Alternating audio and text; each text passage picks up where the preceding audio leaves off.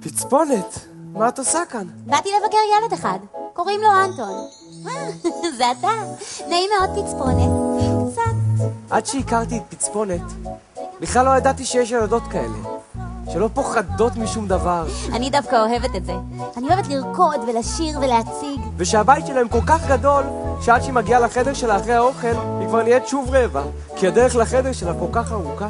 צדע תביע חיים במילים שהוצאת, ועם טיפת כישרון הצלחת לעשות ממש תיאטרון.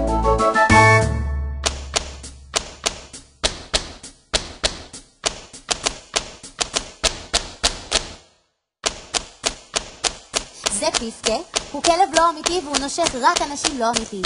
נעים מאוד מר פיסקה. ואם זה קשה אז תחרוק בשיניים, אבל הצופים תראה שזה קל.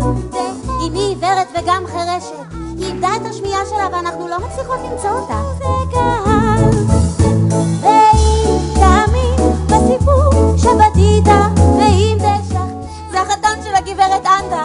הוא לא מרוויח כסף אז הוא ביקש מאיתנו למכור גפורים בכיכר, אז מכרנו ושרתי והופעתי, דווקא נהניתי.